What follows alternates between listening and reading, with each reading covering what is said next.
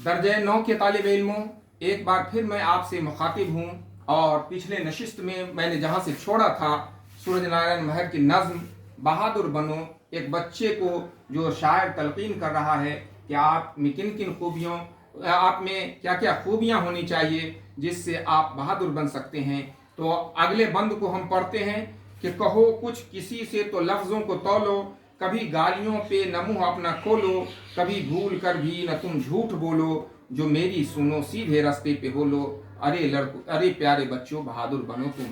तो बहादुर बनने की जो खूबियाँ शायर सूरज नारायण मेहर हमें बताने की कोशिश करते हैं, वो कहते हैं कि प्यारे बच्चों, जब भी कोई बात बोलो तो अपनी बातों पर गौर करो, अपनी बातों को तौलो, कहीं ऐसा नहीं कि कुछ जबान से ऐसी बात निकल जाए जो सामने वाला सुनने वाला है उसके दिल पर गिरा गुजरे, बल्कि अपनी बातों को तौलो और तौल कर बोलो।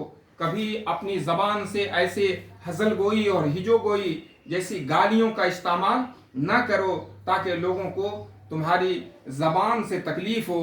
कभी तुम झूठ मत बोलो, सच्चाई के रास्ते पर हरदम चलो। अगर तुम सीधे रास्ते पर चलोगे, मेरी बात अगर सुनोगे, तो मैं तुम्हें ये तलकीन करूंगा कि तुम हमेशा सीधे रास्ते पर चलो। ये तमाम खूबियां भी अगर तुम्हारे अंदर आ जाती हैं तो तुम एक बहादुर इंसान बन सकते हो। फिर अगला शेर कहता है कि सबक याद करना न समझो मुसीबत, जो तुम्हारे निसाब में शामिल उस्ताद ने तुम्हें सबक दिया है, दर्जा में जो तुम्हें सबक मिला है, और होमवर्क जो तुम्हें दिया गया है घर पर करने के लिए, जो काम तुमको दिए गए हैं, उन कामों को कभी मुसीबत न समझना, बल्कि उन मुसीबत को राहत समझना, आराम की चीज समझना। आज की मुसीबत, आज अगर तुम मुसीबत सहोगे तो कल तुम्हारे लिए ये आराम का बास बनेगा। फिर आगे कहता है, दुनिया में इल्म हासिल करने से बेहतर कोई नेमत नहीं है, कोई चीज ऐसी नहीं है जो इल्म से ज्यादा बेहतर हो। इल्म हासिल कर लोगे तो दुनिया में इससे बड़ी नेमत तुम्हें और कोई नहीं मिल सकती है। खूब मेहनत करो, खूब मेहनत करो। शायर कहता है कि खूब मेहनत करो और इल्म को हासिल करो। ये तमाम खूबियां फिर तुम्हारे अंदर पैदा होती हैं तो यकीनन तुम एक बहादुर इंसान बन जाते हो।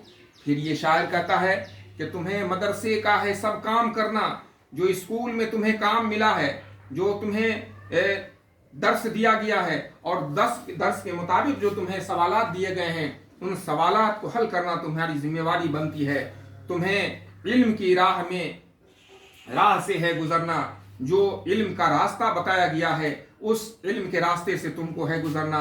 तुम्हें इम्तहान का है दरिया पार करना। जब तुम तालीम हासिल करते हो तो यकीनन तुम्हें इल्म के यानी इम्तहान के से भी गुजरना पड़ता है, क्योंकि जो तुम तालीम हासिल करते हो उसका इम्तहान तुम्हारे ऊपर लाजमी होता है।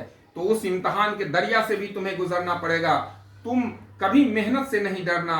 और फिर ये जोर देकर कहता है, न मेहनत से डरना, न मेहनत से डरना, यानी इन तमाम चीज़ों में, सबक याद करने में, मदरसे और स्कूल के काम को करने में, इल्म की राह में आने वाली दुश्वारियों को झेलने में, या फिर इम्तहान के दरिया को पार करने में, जो भी मुसीबत तुम्हारे सामने आए, इस मुसीबत को मुसीबत न समझना, बल्कि इससे घबराना नहीं, डरना नहीं, और तुम इसको अपने लिए ऐन राहत समझना और राहत समझते हुए इस काम को करना। ये तमाम खूबियाँ फिर तुम्हारे अंदर आ जाती हैं तो यकीनन तुम एक बहादुर इंसान बन जाते हो। शायर हमारे सामने इन तमाम बातों को रखने की कोशिश कर रहा है कि किन किन खूबियों के होने से एक तालिब इल्म बहादुर बन सकता है।